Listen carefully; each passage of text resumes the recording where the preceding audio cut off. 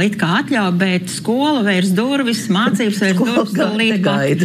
Jā, un gribētos arī tavu viedokli, jo tu esi tiešām izglītības entuziasts, cik mēs esam šeit runājuši 10 gadu laikā. Un praktiķis visādā ziņā izglītībā.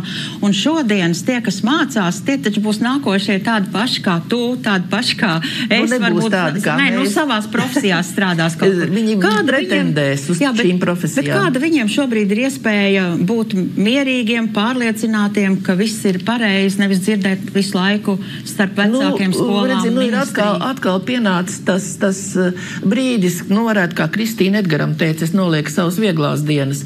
Atkal pienācis tas brīdis, kad praktiski skolnieks ir atdots skolotāju rokās. Jo tas, kas tiek plānots, visu laiku tiek runāts, un es vakar klausījos ministras kundzi, kura teica, viņa uzskata, ka tas ir viņas sasniegums, tā vēstures atjaunošana, mēs ar tevi tā klusiņā varētu piebilst, arī mēs mazlietiņ tur darbojāmies, jā, bet viņa saka, un tiks izstrādāt metodiskie materiāli, bet skolnieks klasē iet rīt. Kad tiks izstrādāt, kas notiks, un atkal būs, ko skolotājs izdarīs, tas tur galā būs. Un atkal ir, mīļie vecāki, saprotiet, skolotājs ir tas, ar kuru jums ir jāstrādā, un tas ir tas izšķirošais moments, kas noteiks, kas būs ar jūsu bērniem un kā būs tālāk. Viņu rīcība, gaita, uzvedība, izpratne par to, kas notiek sabiedrībā.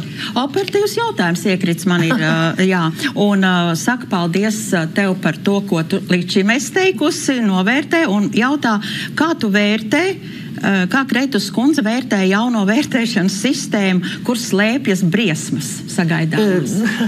Briesmas slēpjās iekš tā, ka jo sarežģītāk patais vērtējuma sistēma, jo viņu ir grūtāk saprast, un man nepieņemam šī sistēma, kāda ir vērtējums skolēnām, ja skolotājs vēlās, var ieskaitīts, neieskaitīts, tas ir pie tādiem vispārējiem darbiem, bet ir šis 10 baļu vērtējums, kur arī vajadzētu izmantot, un nevis vienā gadījumā vērtēt ballēs, otrā gadījumā vērtēt procentos, un tad tu skolēns sāk strīdēties, tur bija tā, tur bija šitā, un tad parādās tā skolotāja autoritāte, kurš var pateikt, nē, es jūs vērtēšu šādi, un reizēm varbūt vajag patiešām strikti nostāties un nolikt malā, iešūt mapītē vākos izglītības ministrijas norādes. Un par pārrakstīšanu, nepārakstīšanu ir pavisam vienkārši.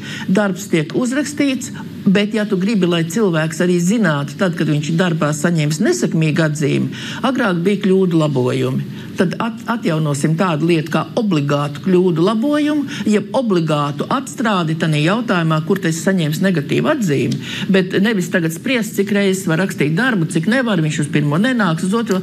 Tā ir tāda matu skaldīšana un pilnīgi nevajadzīga pedagoģiskā darba apgrūtināšana. Jā, mums vienā no raidījumiem vakar uz līnijas jau viesojās Vanagas kundze, un ieskatīsimies, ko viņa teica un par ko viņa runāja.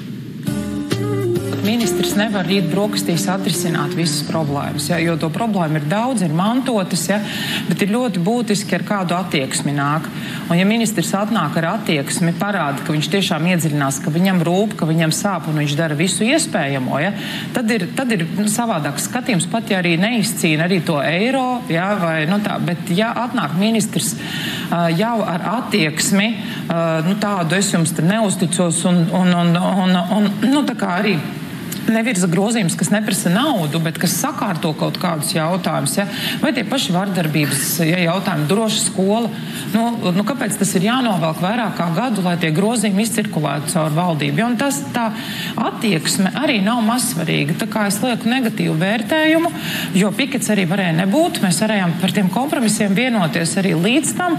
Un tas, ka tie sarunas nav atklātas, viņas nav, aprēķini netiek rādīti.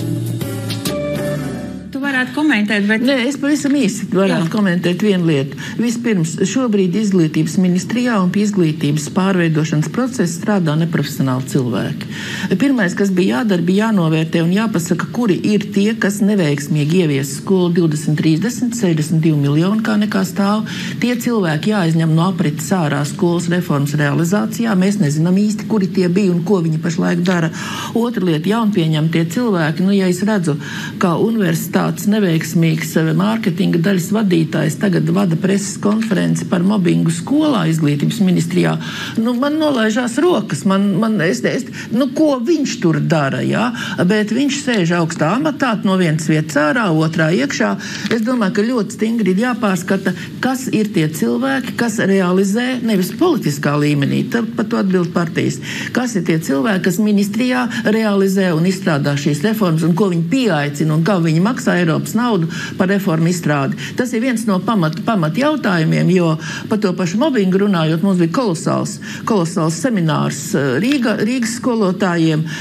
Es nesaukšu, lai nebūtu, ka es reklāmtājs psiholoģijai, kur runāja ļoti no reālas puses, bet viņi teica, šeit jāsēž blakus skolotājiem ir vecākiem.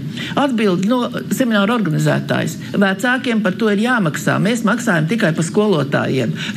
Ja mēs šādā veidā risinām problēmu, tad negaidīsim atrisinājumu. Ja? Tā kā te savijās kopā ļoti daudz faktori, bet ministrijai ir tā lieta, kad reformas mums grib realizēt cilvēki.